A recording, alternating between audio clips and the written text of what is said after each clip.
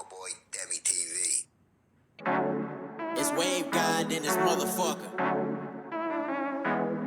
Hey, shout my nigga Demi Tito. Got song pop like I'm Iggy. All they talking about is last night like I'm Demi. Say you got. Groupies donated $5. Damn ski pulled the Michael.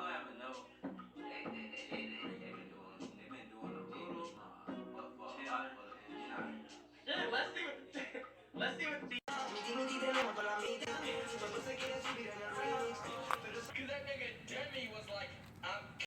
Dean family, Dean Nation. Today we're doing a video called "Why Isn't Mexico a Global Power?" And we're gonna get into this. And I think I can. I'm gonna tell my whole synopsis statement, what I gotta say at the end of the video after hear what he gotta say and possibly learn some stuff that who knows. But yeah, Dean family, if you're new to the channel, like, comment, subscribe, and share the video on all social medias. Comment below what reaction you want me to do next from another country. You feel me? Or another classified race they want to call us, you feel me? Because they divided and conquered us, you know. But yeah, that's neither here or there. But if you're new to the channel, subscribe to the channel. Check out the Dean TV clothing merch in the description box. So go copy some heat and drip, you feel me? And subscribe to the channel, road to 100K, a million, and Billy. And no further ado, let's get into the reaction. Mexico, the Latin American power, at least the Spanish one, known for its blend of Spanish and Aztec cultures and its great food. Mexico is a big nation, and for much of its history could have ended up like the U.S. did. It was even bigger than the U.S. at one point. It has the same Atlantic and Pacific protections. But it never ended up beating the USA at the World Power Game. With a relatively young population and growing economy, though, it begs the question, will Mexico ever be able to project itself like the US has? Why hasn't it been able to? What is the future of Mexico? Let's start with its geography. Like I said, much like many other American colonies, Mexico has two oceans surrounding it to keep it safe from any major attacks. This means the Mexicans are relatively safe, and with much smaller states to its south, the only real threat is the US to the north. And But how, I guess. realistically, with the Rio Grande River and the Sonora and Chihuahua deserts, the Mexicans are pretty safe to a land attack. But America has considered the Mexican threat neutralized ever since the Mexican-American War. Mexico has no one climate. It ranges from desert in the north to tropical in the south, and between is the transition zone. And it gets even more out of whack when you look at the... So one part hard, one part just gorgeous, and one part just in the middle. That's tough. That's tough. Kind of like here. Mountains. The Sierra Madre Oriental, Occidental, and Del Sur make up the Mexican Plateau. This mountainous territory creates little pockets of climate zones and people groups, at least native people groups. And the plateau holds around 60% of Mexico's population while only making up around 30% of its land area.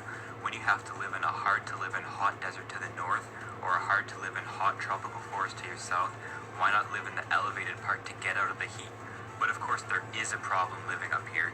Since the average height of the plateau is about 2,000 meters up, you're not going to be a coastal civilization. There's a physical disconnect between the people and the water, making it much harder to ship by boat, trade, and run a powerful navy. So the Mexicans have never been a naval people. Mexican trade is mainly by land to America or Central American nations. And then the biggest city, Mexico City, is up on this plateau, so the Mexican culture and government was not centered around the coast, but around the land. Of course, there's still a significant chunk of Mexico not part of this. So they just made the best of what they had. Plateau, More to the most story. notably the Well, Yucatan we and had. Baja peninsulas. Baja California runs into a similar issue. Very mountainous lands, but it's not flat up here, so not enough people live in Baja California to make a significant impact on the Mexican system. And the Yucatan Peninsula is just straight up jungle. Underdeveloped coasts and a focus on the interior is a great indicator that your nation will not end up powerful abroad. But surely there has to be other reasons also. I mean, almost all of Latin America has the same problem as Mexico. They can't project their power either, but none have the same geography as Mexico. So there must be some other element, and there is. You can speak the same language in Mexico as you can in Argentina, and almost everywhere in between. Surely the Spanish have something to do with this. Go back to 16th century Spain. They had almost finished reclaiming their peninsula from the Moorish invaders almost 800 years ago, and the Moors were not Christian, they were Muslim. This whole thing resulted in a little religious fanaticism. They crusaded, expelled non-Christians, and inquisitioned. Wow. Even after they won the Reconquista, they were a little on edge. Coincidentally, they found a new continent the exact same year the war ended. One of the very first things Columbus wrote about the natives he encountered was, "I believe that they would easily be made Christians." And so the Spanish colonized... Wait, what did we just say? The war ended. One of the very first things Columbus wrote about the natives he encountered was, "I believe that they would easily be made Christians." And so the Spanish colonized... He said, you heard what that nigga Columbus said? The native people. Native people. They will be easy to persuade for Christians. You gotta think about this shit. Christopher Columbus, you a bitch. Bitch. Fuck you in history. You fucked over my people. So moral to the story, the Mexicans, like I was about to say, one statement I said earlier, well, I was probably gonna say it to the end of the bruh. The Mexicans was in this land called the United States of America. They want to call it, right? But in actuality, all of us are here. We 9 ether beings. You feel me? The Mexicans, Latinos, Puerto Ricans, Jamaicans, Cubans, all them island people, the Samoans, Hawaiian, all them. We all used to be over here in America and in Mexico and North America and South America. We used to be in that area before they slavery trade, Mississippi slave trade, all that shit happened. Sent all us all over the place with war. You feel me? Because all this happened during the war times and etc. So yeah, Dean found this shit crazy. This shit crazy. They pushed them out the land and called them Mexicans and divided and conquered us and classified us. That shit crazy, right? Romans motherfuckers. Vatican motherfuckers. Fuck If you. it wasn't for gold or glory, it was for Jesus. And Fuck that you, takes us to Jesus. Mexico, who, for thousands of years, already had a strong native population. Fuck The you. Maya, Toltec, and Olmec all came and went, and the current rulers of the land were the Aztecs. Long story short, they are now the Spanish, under a pretty brutal racial caste system with them at the bottom. The Spanish needed not to colonize this new land. It was already populated. Just bring in rich Spaniards to control the new estates, mines, and plantations while the locals work for you. Makes that one person rich, but countrywide is a great way to ensure your nation will be poor. And Wow, manipulation. That's crazy. So basically, people don't really care about what the fuck going on, but they just worry about working, they doing their everyday life. They ain't worried about what important, you feel me? Because that's why I guess people do need a leader. Cause nowadays nobody a leader. We got a lot of people that's distractions, a lot of people that want to be like other people and got people falling down the path they don't need to be falling down. So yeah, they found that. surprise, they remained poor, at least compared to the northern USA. So how do the two groups stay together if they didn't share language or culture? Duh, Catholicism. Anytime a colony is made, it tends to be almost a caricature of the society that it was made in, heightening the features of the mother colony. And the feature the Spanish chose was religion. The Catholic Church played a major role in Spanishizing Mexico, while also infusing some indigenous elements and joining the two cultures as one. No longer Spanish and Aztec, but So like I said, they just made up some shit, put one shit together and created some shit and call it religion. Mexican. The church played a bigger role as a local unifier than a king and ocean away ever could. So when it came time for independence, they didn't know which way to go. Instability, corruption, and war after civil war, starting with losing half their land to the United States 20 years after independence. Mexico was very shaky. The church and military held most of Mexico's power, leading to a war attempting to eliminate their rule. Immediately after that, a French intervention and dictatorship after, when When the dictatorship ended, another civil war leading to a new constitution.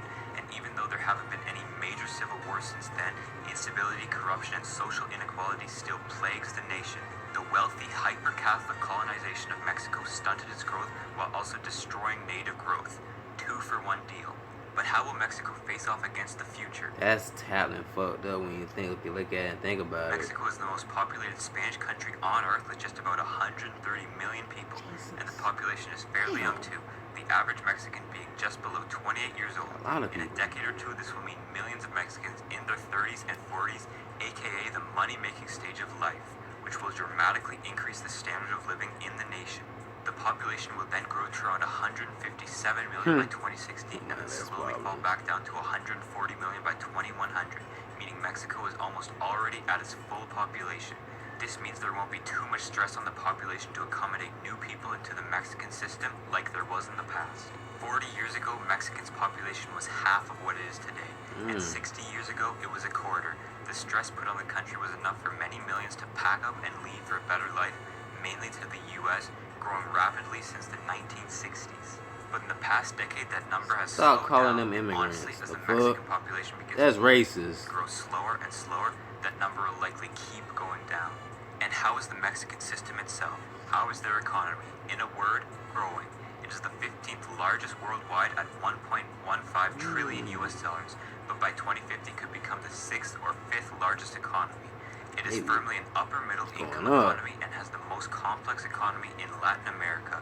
It is a small agriculture sector at only 4% of its GDP, and a large services sector at around 60%. However, this is usually the most wealthy sector of any economy since it's where the high income jobs are. Financial services, banking, telecommunications, and especially tourism lead this sector. It was the 7th most visited nation in 2019. I believe it, because Mexico all awesome. The majority of tourists coming from the US or Canada. Facts. Coincidentally, it also has the 7th most amount of UNESCO heritage sites, warm beaches, I actually want to go to what is it? nation Ancient in heritage 2019. places, The right? majority of tourists coming from the US or Canada. Coincidentally, it also has the 7th most amount of UNESCO Culture heritage sites. sites, warm Yeah, beaches, that's what I wanna go. plenty of cultural festivals, and a mix of Spanish and native cultures make it very attractive to tourists. But what is really pulling Mexico ahead is its industry, making 33% of its economy. Both free trade between North America and investment by Japan and South Korea have made industry in Mexico boom. The two main industries being automobiles and electronics. American car companies like GM, Ford, and Honda have operated there for years, and Japanese and European car companies have also moved in recently. The electronics industry has blown up in So they trying to capitalize and basically milk them. the past decade. Mexico is the 6th largest producer of electronics worldwide thanks to investments by Asian companies. Its main exports are TVs, computer parts, and screens. But despite these two major industries, Mexico is still a major producer of petroleum, gold and silver, clothing, medicine, and food products. The far majority of these exports are going to the USA. Mexico is one of America's largest trading partners, second to both US imports and exports behind China and Canada. This is growing as more and more So USA need and Mexico just how much as Mexico need them. products are made in Mexico, and as more industries move to And Mexico Latin for cheaper America, labor and a younger population. Of course, this is I guess that's why they got them together. without repercussions in the US. In recent years, there has been a pushback on Mexican industry, immigration, and aid. NAFTA was revamped so more automobile production can take place in the US. Adding to this, drug trades and illegal weapons trades are fairly common over the border. It's unclear whether the relationship between the US and Mexico will improve Why you or love somebody that you hurting? degrade in the coming decades. But wherever the relationship takes itself, it will not stop Americans from buying Toxic cheap relationship. industrial Mexican products. Mexico is a nation that, like most of Latin America, never expanded itself outward. Yes, it has a large cultural influence on the USA, and the US has a large cultural influence on the rest of the world, but for the most part, the Mexican influence did not come directly. Both its geography and its history are to blame. Mexico sits on a great plateau, disconnecting itself from the water, making it a very land-based nation, even though it borders two oceans. And the Spanish use mainly the church to unite the It is two part people two groups of oceans. Mexico, making it unclear how an actual government would be run in Mexico. But can Mexico end up exerting more power over the US, Latin America, and potentially globally? It has a stable, young, growing population and a rapidly growing economy, soon to be 5th largest worldwide.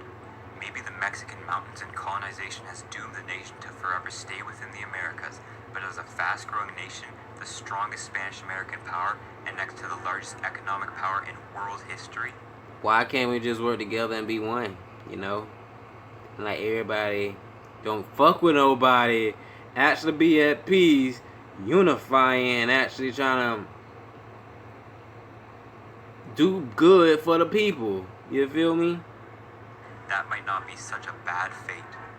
If you enjoyed this video, please industrially Hope you guys like that Dean Family Nation. Like, comment, subscribe, and share the video on all social medias, and comment below what reaction you want me to do next. See you guys next time. Love you guys. I'm out.